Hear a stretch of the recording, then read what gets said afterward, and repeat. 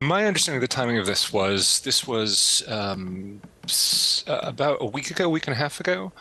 And you saw this huge spike in interest and fear of Russian nuclear use around October 23rd, 24th. General Shoigu, General Gerasimov called their counterparts in Washington, in London, and in Paris, and there was a huge spike in real concern that this was going to lead to use. And you saw public statements by the United States warning of consequences if something should happen. Now, some people have called this into question. How credible do you think this intelligence is?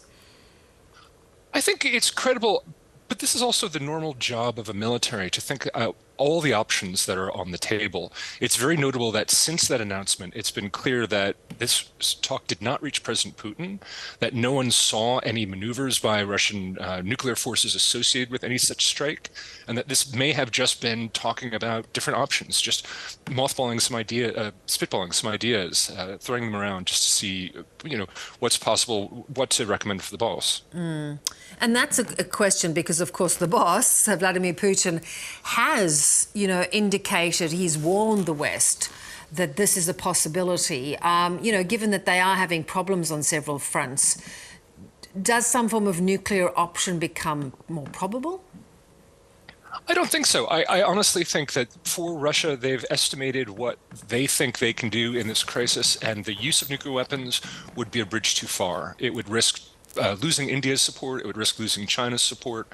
I think they know that that's a red line. But when you hear the president of your country make those kinds of threats, it's up to the military to provide him with options. And I just think that they know themselves there was no real option here. So I don't think this is an actual increased risk of nuclear use. Yeah. Talking about sometimes the threats that are bandied around by Russia, we see them today returning to the grain deal.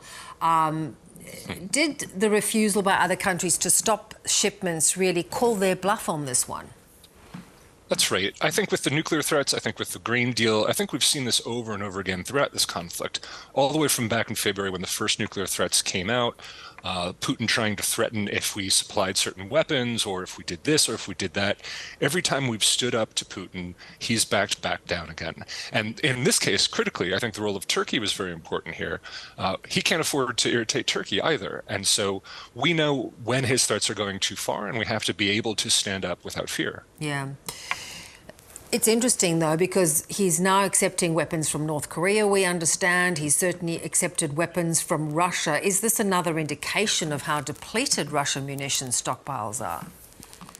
Well, absolutely. Yeah, especially the deal with Iran for precision missiles and precision kamikaze drones shows how depleted they are on precision-guided munitions especially. But they're also having trouble with ammunition. We've seen them taking ammunition from Belarus as well. We've seen Pakistani weapons as well.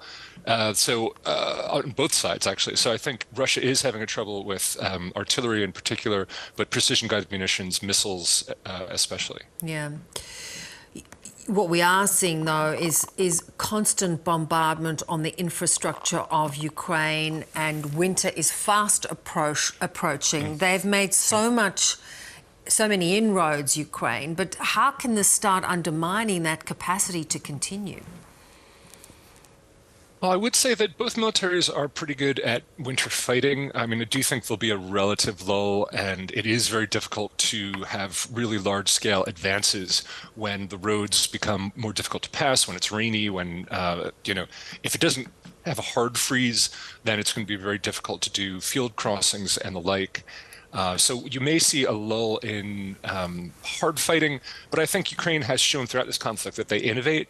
They will be planning for this. They will be thinking of surprises, strategic shocks to try to throw the Russians back. So I don't think we can count on an entirely quiet winter. We'll see what happens next. Yeah. And if there is a lull, who do you think it'll benefit? Well, Russia wants a ceasefire as quickly as possible, basically to buy them time so they can replenish their forces and continue the attack. I mean, you remember there was a gap between 2014 and 2022.